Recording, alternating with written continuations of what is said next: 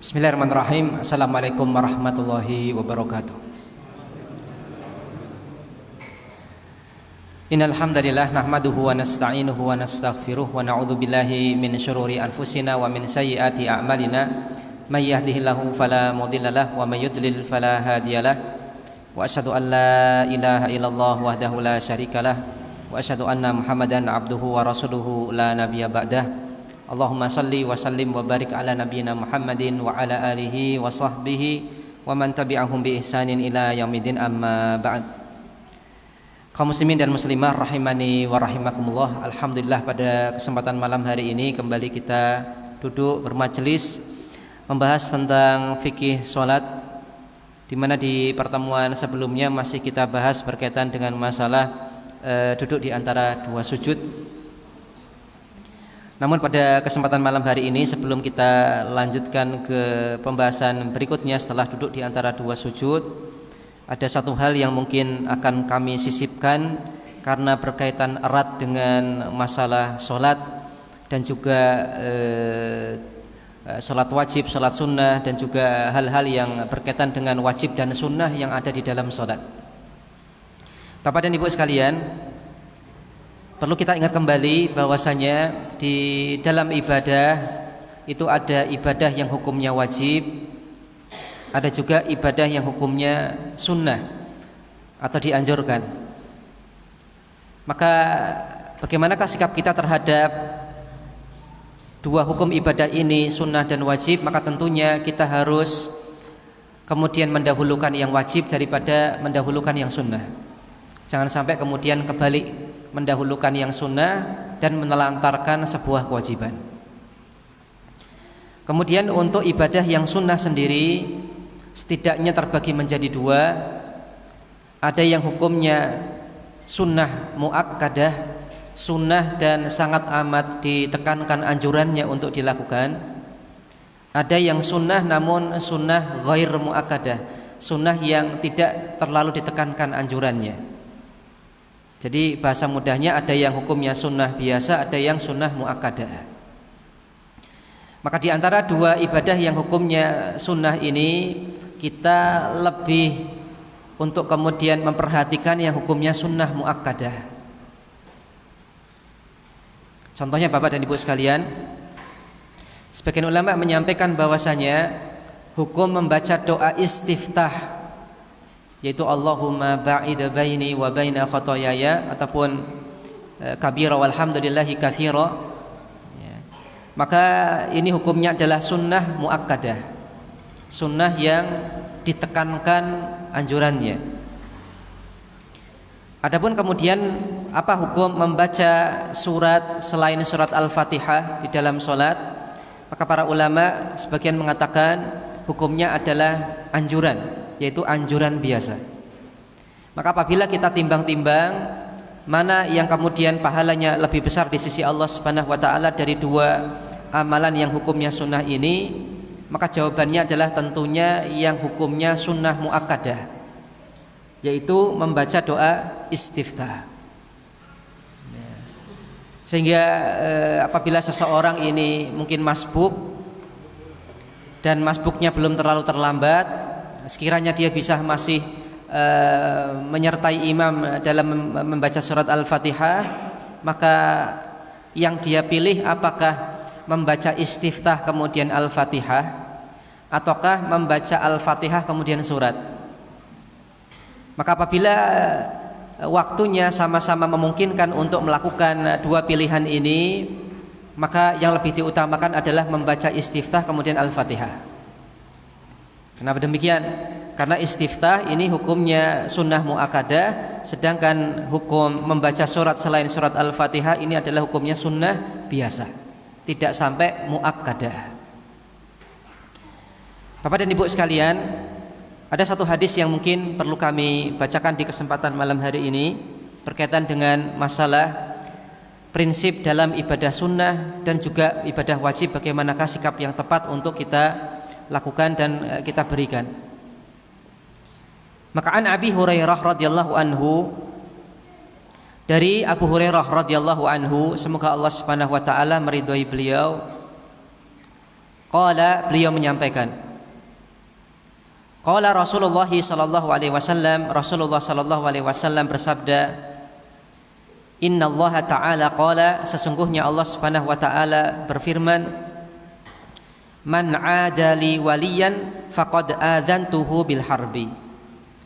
Barang siapa yang berani menyakiti waliku, barang siapa yang menyakiti waliku, maka sesungguhnya aku serukan kepadanya, aku umumkan kepadanya peperangan. Maka barang siapa yang berani menyakiti wali Allah Subhanahu wa Ta'ala, maka Allah umumkan peperangan kepada orang tersebut. Wa ma taqarraba ilayya 'abdi bi syai'in ahabba ilayya mimma aftaradtu 'alaihi. Dan tidaklah seorang hamba dan tidaklah hambaku mendekatkan diri kepadaku dengan sesuatu yang lebih aku cintai dari apa yang aku wajibkan. Maka Allah Subhanahu wa Ta'ala paling mencintai ketika kita melaksanakan ibadah-ibadah yang hukumnya wajib. Tidak ada yang Allah lebih cintai kecuali ketika seorang hamba melakukan apa yang Allah Subhanahu wa Ta'ala wajibkan. Maka kita harus memiliki skala prioritas, harus bisa lebih mengutamakan yang wajib daripada yang tidak wajib. Jangan sampai kebalik. Contohnya yang kebalik itu adalah masih banyak di antara kita yang kemudian di bulan Ramadan itu seolah-olah lebih mengistimewakan sholat tarawih daripada sholat Isya.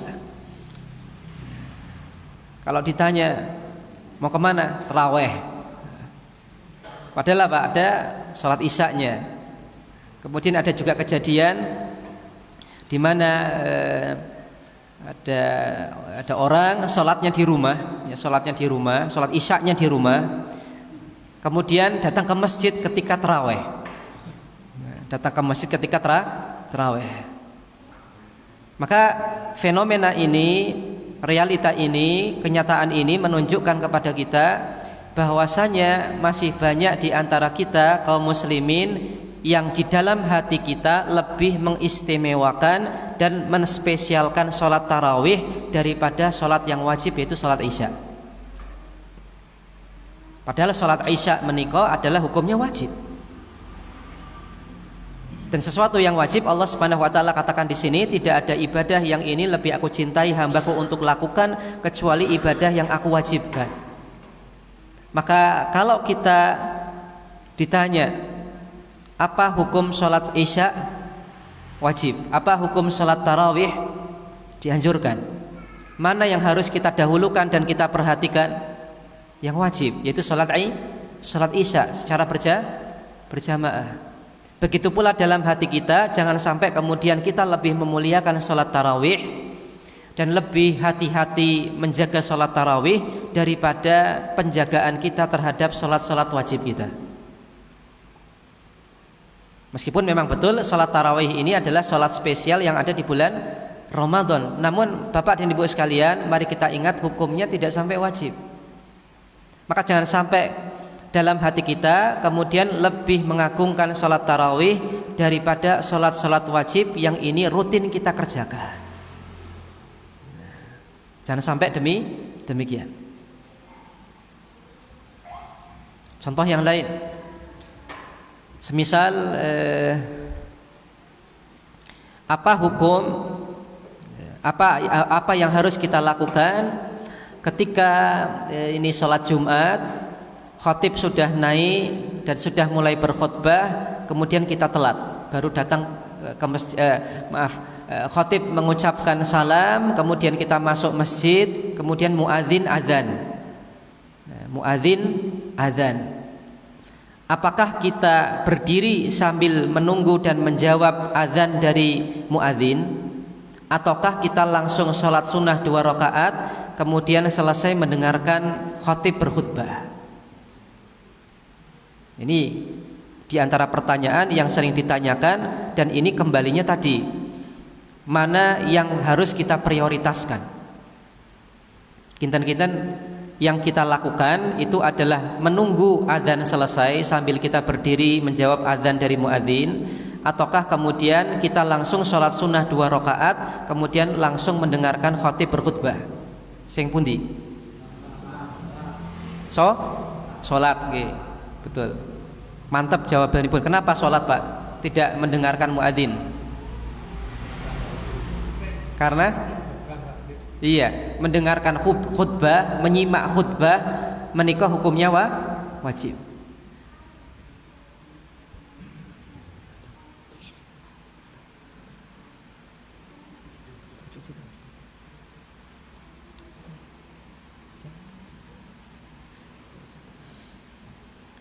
Nggih, maka mendengarkan khutbah Jumat dari khatib menika adalah hukumnya wajib. Sedangkan mendengarkan azan kemudian menjawab azan dari muadzin itu adalah hukumnya sunnah. Maka tidak boleh kemudian kita mendahulukan yang sunnah daripada yang wajib. Maka yang kita lakukan adalah yang sunnah kita tinggalkan, yaitu napa? Mendengarkan azan dan menjawab muadzin kita tinggalkan demi napa? Mengejar yang wajib. Karena kalau seandainya kita ini berdiri sambil nunggu muadzin adzan selesai sambil menjawab adzan, kita nanti telatnya banyak. Ini khatib sudah mulai berkhutbah, kita masih sholat sunnah. Berbeda halnya kita masuk masjid kemudian sholat sunnah 2 rakaat, ketika muadzin beradzan kemudian kita selesai, khatib berkhutbah, masih bisa terkejar, masih mendapatkan awal dari khatib berkhutbah. Maka inilah alasan kenapa untuk pertanyaan tadi yang lebih kita utamakan adalah jenengan langsung sholat 2 rakaat kemudian mendengarkan, menyimak dengan saksama apa yang disampaikan oleh khatib, daripada jenengan berdiri kemudian sambil menjawab adzan selesai baru kemudian sholat sunnah. Kemudian Bapak dan Ibu sekalian,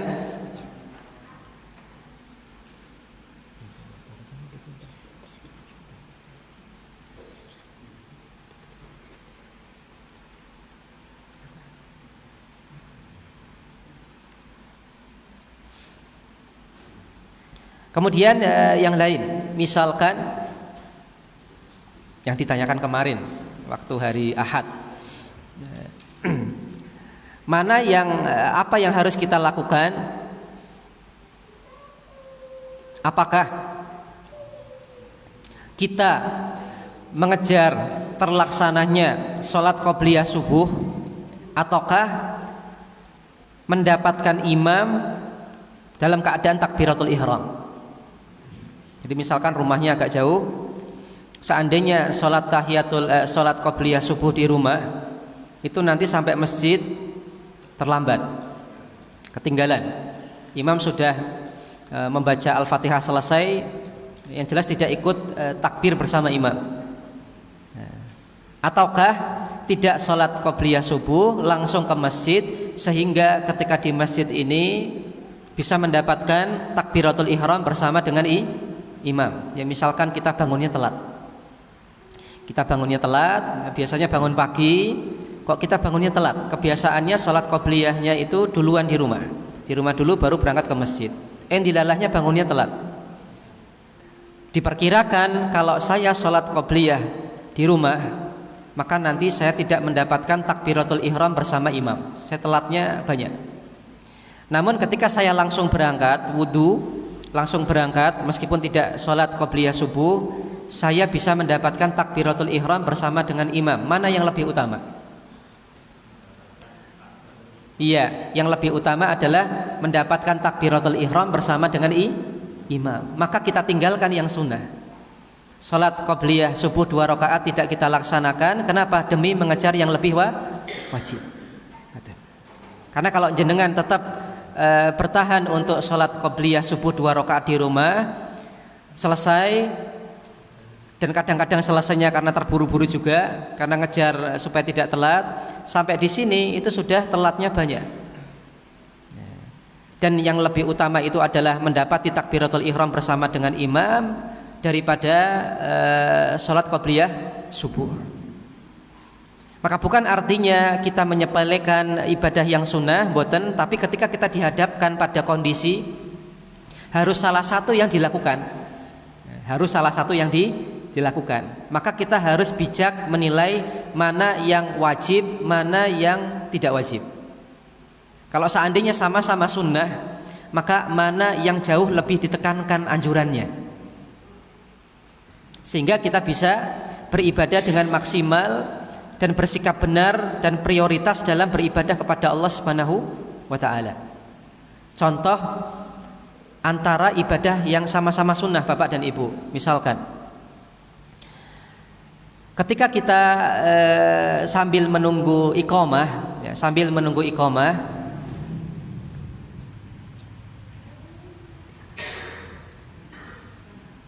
ketika kita menunggu iqamah, maka apa yang kita lakukan?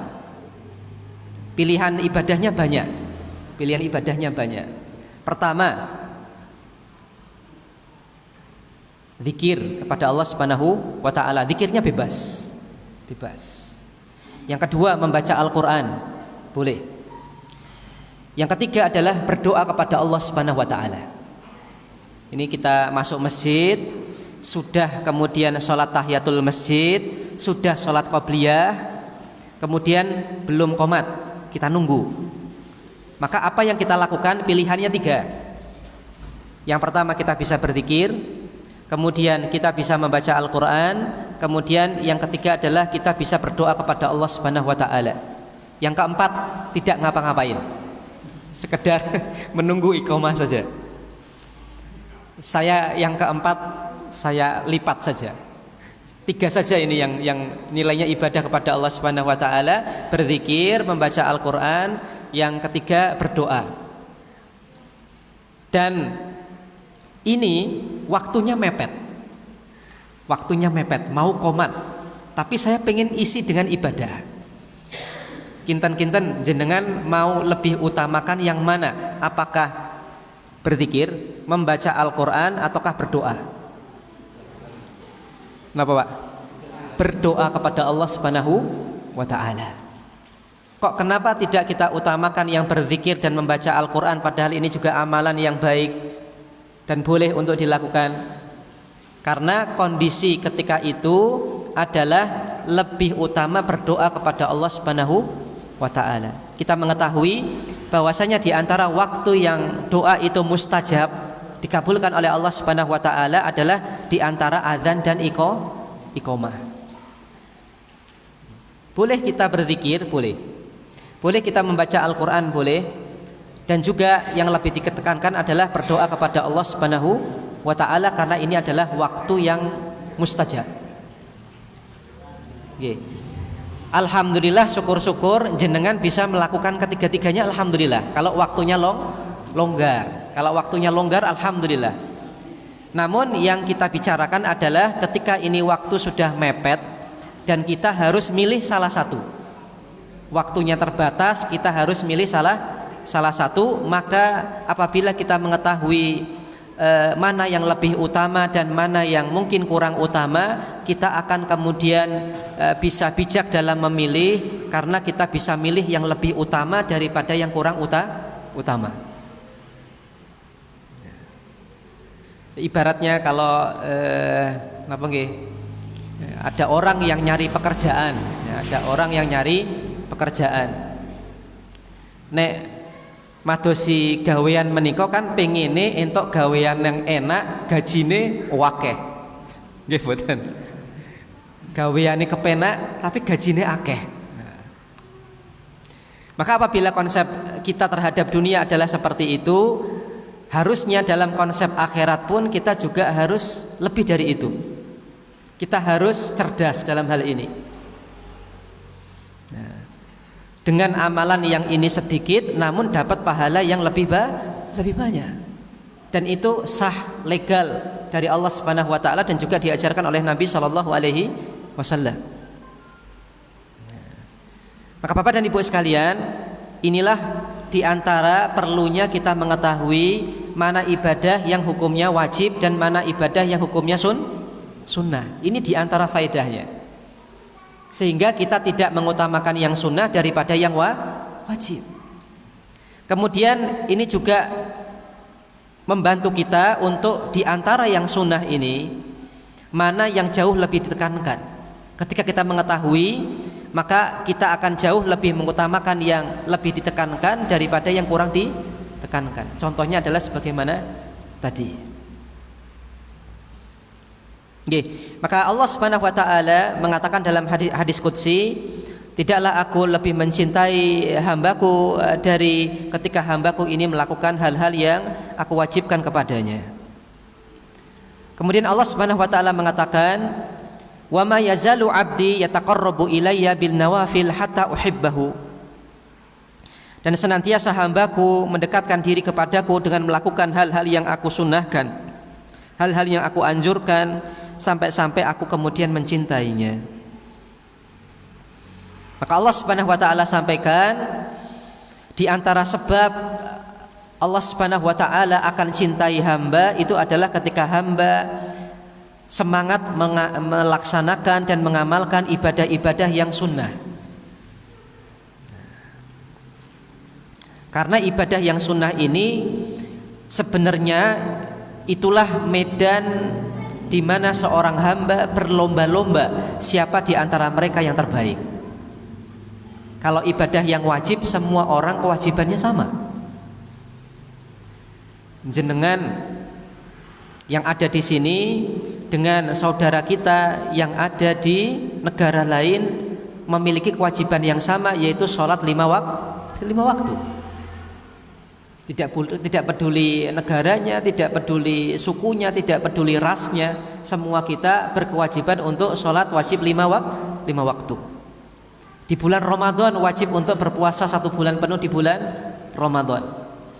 Maka dari sisi ibadah wajib itu bukan ladang kita untuk berlomba, karena sama. Kita mau tidak mau harus melaksanakan.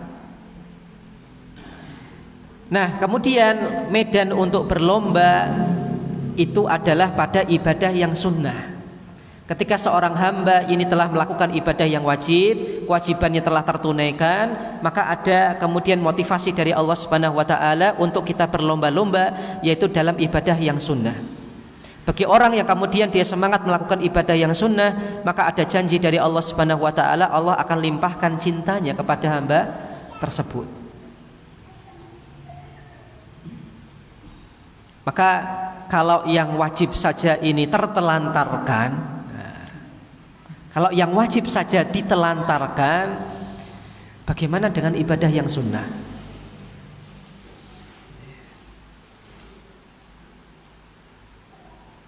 Oke, satu lagi yang mungkin perlu saya berikan contoh berkaitan dengan mendahulukan ibadah wajib daripada ibadah sunnah. Contohnya adalah masalah puasa qadha dengan puasa 6 hari di bulan Syawal.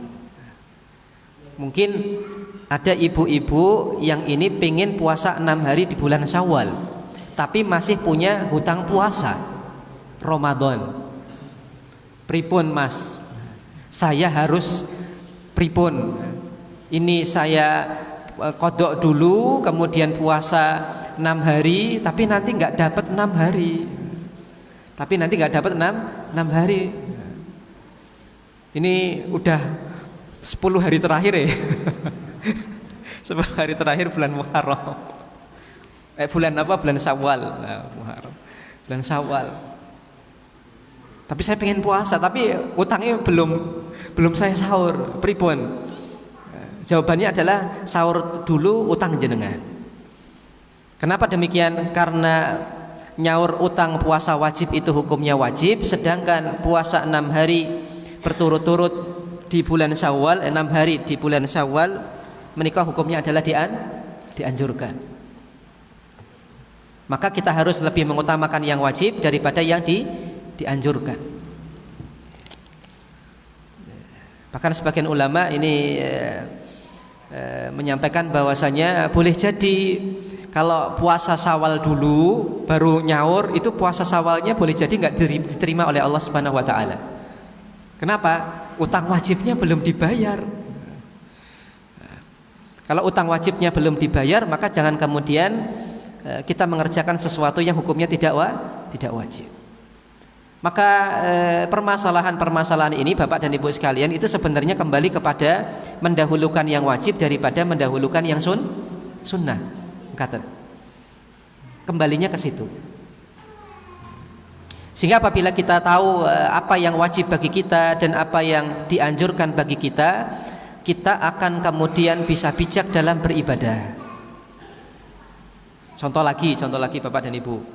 Saya tanya,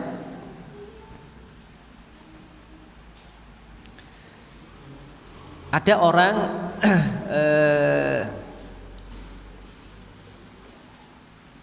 dia pengen sholat malam. Dia pengen sholat malam. Namun orang tuanya sakit. Orang tuanya sakit dan tidak bisa ditinggal. Dia pengen sholat malam sebagaimana rutinitasnya sholat malam dengan misalkan 11 rakaat misalkan. 8 rakaat tahajud, kemudian 3 rakaat witir seperti salat tarawih. Dia pengen seperti itu, tapi bapak ibunya sakit, dua-duanya sakit dan tidak bisa ditinggal, harus nungguni. Sehingga ketika malam datang, ini dia di waktu malam dia harus jagani bapak dan ibunya ini, karena cukup kalau sudah sepuh itu cukup rewel, kalau tangi kemudian minta apa dipipis dan yang lainnya, ini sudah sepuh banget. Maka apa yang harus dilakukan oleh sang anak? Apakah kemudian tetap dia sholat malam sebagaimana rakaat biasa yang dia lakukan, namun bapak ibunya nanti keteteran, ataukah mendahulukan merawat bapak dan ibu meskipun mungkin nanti sholat malamnya tidak maksimal sebagaimana rutinitasnya? Mana yang kita dahulukan? Sholat malamkah atau merawat kedua orang tua? Iya, merawat kedua orang tua. Sama-sama baik, mudan. Sama-sama baik. Jenengan sholat malam itu berpahala. Bahkan ini merupakan di antara ciri orang yang soleh. Kemudian merawat kedua orang tua ini juga merupakan bakti kita kepada kedua orang tua. Namun ketika ada kondisi di mana kita harus milih salah satu, kita harus memilih salah satu, maka kita harus tahu mana yang lebih wajib dan mana yang lebih ditekankan untuk kemudian kita pilih. Nah, kalau nanti sholat malam sebagaimana biasanya, nanti kasihan kedua orang tua ini bangun nggak ada yang ngurusi, boleh jadi terpaksa harus ke toilet sendiri, kemudian malah jatuh dan yang lainnya. Maka lebih didahulukan yang wajib, yaitu berbakti kepada kedua orang tua. Dan hal semisal ini terjadi di zaman Nabi Shallallahu Alaihi Wasallam. Ada salah seorang pemuda yang ini kemudian meminta izin kepada Nabi Shallallahu Alaihi Wasallam untuk ikut berjihad. Jadi ada seorang pemuda yang meminta izin kepada Nabi Shallallahu Alaihi Wasallam untuk berjihad. Padahal kondisi ketika itu ternilai pasukan kaum muslimin itu sekiranya sudah cukup. Namun sang pemuda ini ingin meraih keutamaan berjihad, sehingga tetap meminta izin kepada Nabi untuk ikut pergi berjihad. Maka Nabi Shallallahu Alaihi Wasallam bertanya, apakah engkau masih punya orang tua? Maka sang pemuda mengatakan, iya, saya masih punya bapak, saya masih punya ibu, bahkan keduanya sudah sepuh. Sepuh. Maka Nabi Shallallahu Alaihi Wasallam mengatakan, irji, pulanglah kamu, tidak usah ikut pergi berjihad, berbaktilah engkau kepada kedua orang tuamu.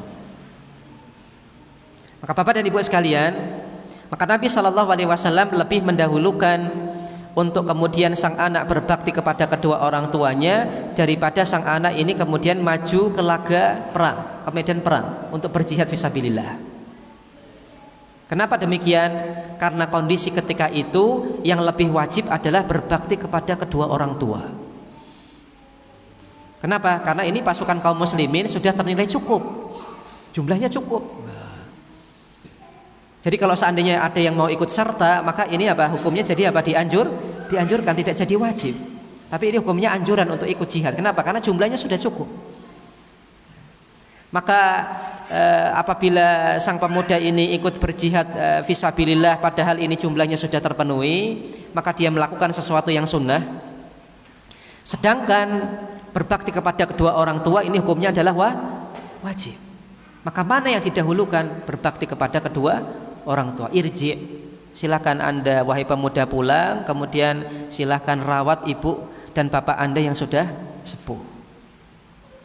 Maka bapak dan ibu sekalian, apabila untuk masalah jihad saja ini Rasulullah SAW ini berhati-hati dalam masalah ini, tidak kemudian sembarangan mengutus orang jihad dan yang lainnya.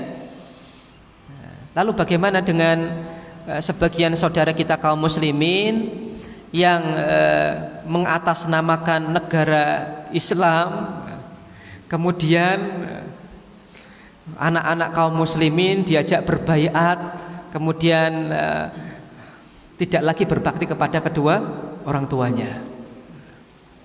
Bahkan orang tua hanya nyari anaknya kemana-mana nggak ketemu, ternyata ikut NII misalkan atau jamaah Islamiyah. Kemudian diutus untuk mengatasnamakan jihad, ngebom sana ngebom sini, sebagaimana yang pernah terjadi di beberapa tahun yang lalu. Maka ini bertolak belakang dengan apa yang diajarkan oleh Nabi Shallallahu Alaihi Wasallam. Bahkan untuk jihad saja Nabi Shallallahu Alaihi Wasallam mengatakan silakan pulang karena ada hal yang wajib bagi Anda, yaitu berbakti kepada kedua orang tua. Padahal di zaman beliau jelas jihadnya adalah jihad yang benar, jihad yang syar'i. Tapi Nabi saja berhati-hati, tidak sembarangan mengutus, tidak sembarangan mengutus, tidak. Tapi ditanya dulu, sekiranya ada kewajiban yang jauh lebih wajib ataukah tidak, maka itu yang didahulukan. Mungkin demikian yang kami tambahkan di kesempatan malam hari ini, karena ini sangat amat penting Bapak dan Ibu sekalian, untuk kemudian kita tahu mana ibadah yang wajib, mana yang tidak wajib, sehingga ketika waktu itu sempit harus milih salah satu, kita tepat untuk memilih, yaitu memilih yang wajib dan lebih memilih ibadah yang sunnahnya muakkadah, sunnahnya lebih ditekankan. Pembahasan lebih lebarnya nanti insyaallah ta'ala akan ada waktunya sendiri Bapak dan Ibu sekalian untuk contoh-contohnya, terutama berkaitan dengan masalah sholat. Nanti insyaallah ta'ala kalau pembahasan sholat secara umum telah selesai, baru nanti kita rinci ini hukumnya sunnah muakkadah, ini harus, bagaimana konsekuensi ketika lupa, bagaimana konsekuensi ketika kita meninggalkannya. Nanti akan ada pembahasan sendiri. Oke, kita adzan dulu.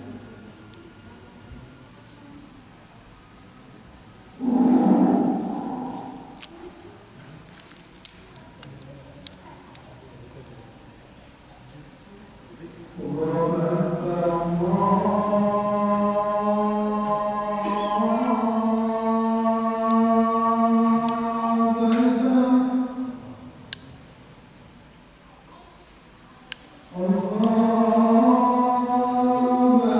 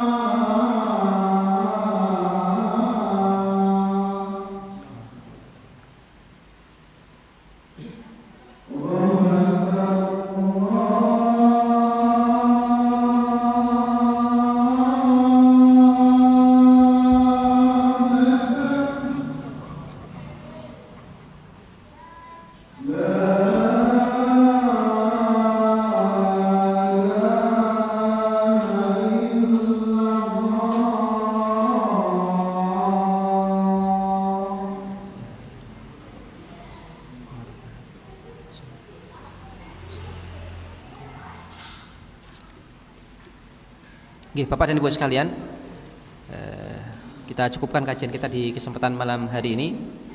Monggo bagi Bapak dan Ibu yang ingin ada pertanyaan, kami persilahkan.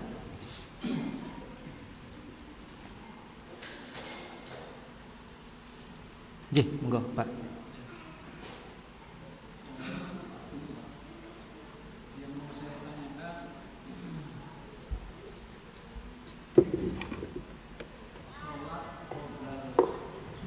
Nggih, qobliyah subuh.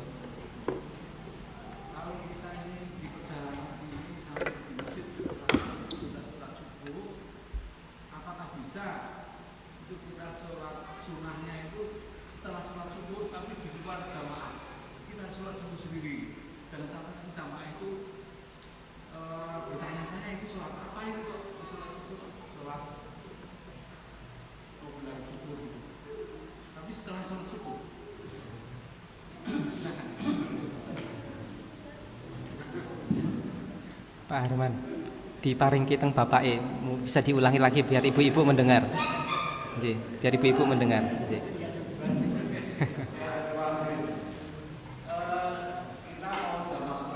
Nggih.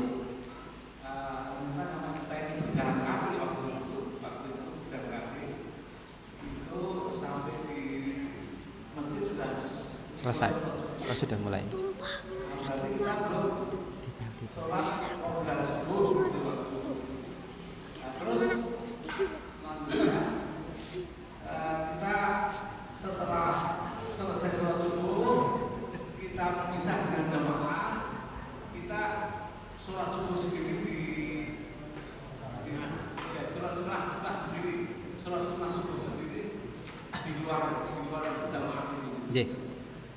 Bagaimana?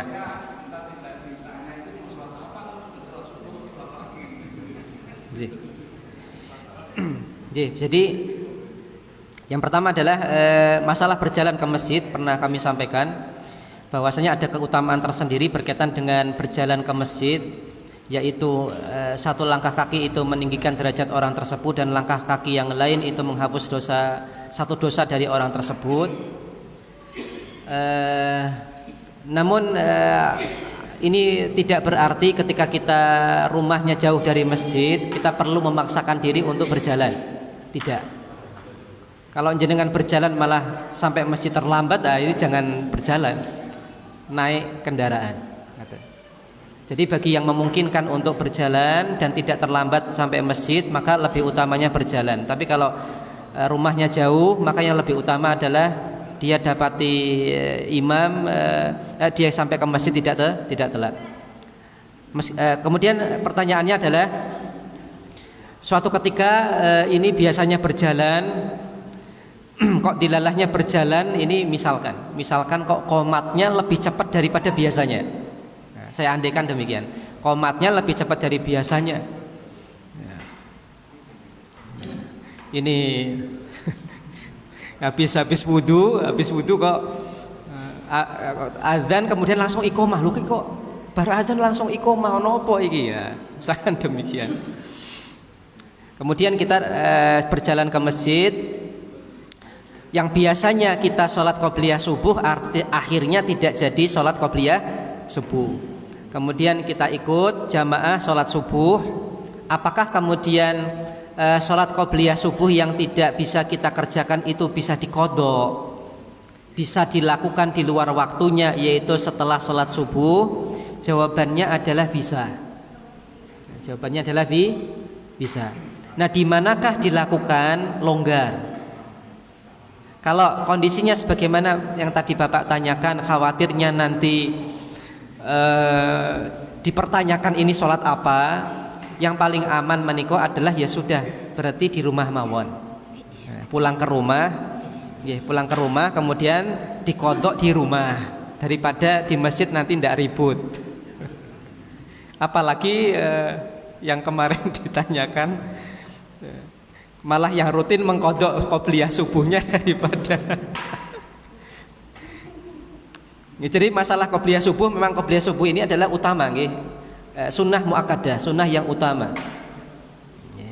Tapi tentunya kita perlu bijak dalam masalah ini. Apabila rumah kita jauh, apa yang kita lakukan? Ya Kalau sudah tahu rumahnya jauh ya diusahakan sudah masuk waktu sholat ya udah berangkat, atau sebelum masuk waktu sholat berangkat ke masjid. Kita harus bisa memanage waktu. Nah, ini diantara bentuk perhatian kita terhadap sholat itu adalah memanage waktu supaya kita tidak sholat berjamaah telat. Memanage waktu. Jadi kadang-kadang yang bermasalah itu kitanya sebenarnya. Yang bermasalah kitanya, ketika kita bermasalah akhirnya dengan masalah yang kita buat sendiri muncul pertanyaan. Sebenarnya gampang jawabannya adalah jenengan kalau sudah tahu waktu subuh, waktu zuhur, waktu asar itu jam sekian, otomatis mawon langsung siap-siap datang ke masjid. Nah, jawabannya enak sebenarnya gitu. Cuman kadang-kadang kalau kita nggak bisa memanage waktu, akhirnya muncul sesuatu yang yang ini perlu dipertanyakan. Ustaz, gimana kalau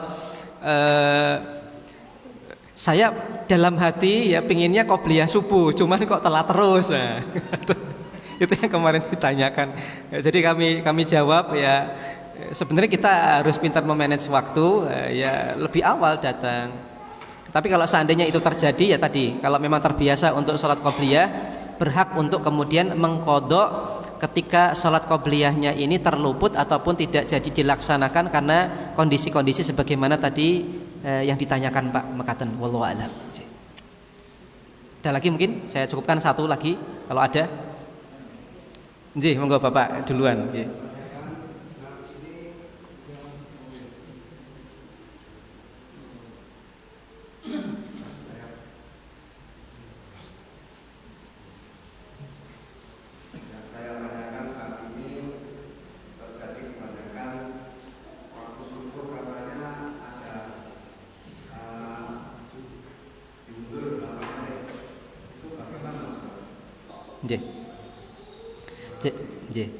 Jadi untuk masalah waktu subuh ada yang kemudian menilai ini terlalu awal, ya, ada terlalu awal, ada yang mengatakan terlalu awal 9 menit, 10 menit atau yang semisal itu.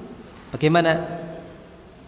Maka wallahu a'lam, sehemat pengetahuan saya apa yang ditetapkan oleh Depak untuk kemudian waktu-waktu bantuan kita untuk sholat-sholat wajib, maka insyaallah ta'ala ini bisa kita jadikan patokan untuk kemudian membantu kita dalam menentukan waktu-waktu sholat. Namun ketika kita adalah orang yang ini lebih mantap pendapat yang wah ini kesoen belum masuk waktu subuh, dan kita adalah orang yang memang melihat sendiri buktinya bahwasanya waktu yang ditetapkan ini masih terlalu awal untuk kemudian jadi awal subuh. Kita lihat sendiri, ya, tidak cuma katanya. Ya, kita penasaran, oh ini katanya ini kok disian belum masuk waktu subuh tapi dianggap sudah masuk waktu subuh. Apa yang kita lakukan? Kemudian kita ikut. Nah, kita ikut melihat fajar sodik, ya, apakah ini betul lebih kesoan ataukah gimana? Ya, ketika kita sudah dapat jawabannya, ya, maka kita terapkan untuk diri kita. Namun sepanjang kita tidak lihat sendiri dan ini masih katanya, maka insyaallah ta'ala bantuan dari Depak untuk menentukan waktu-waktu sholat wajib itu sudah bisa dijadikan sebagai patokan. Wallahu a'lam katan Pak. Ya, saya cukupkan insyaallah ta'ala. Untuk pertanyaan mungkin nanti bisa ditunda di pekan depan ataupun nanti setelah sholat isya selesai. Demikian Bapak dan Ibu sekalian, kurang lebihnya maaf. Wassallallahu ala nabiyina Muhammad wa ala alihi wa sahbihi wasallam. Subhanakallahumma wa bihamdik asyhadu an la ilaha illa anta astaghfiruka wa atubu ilaik. Wassalamualaikum warahmatullahi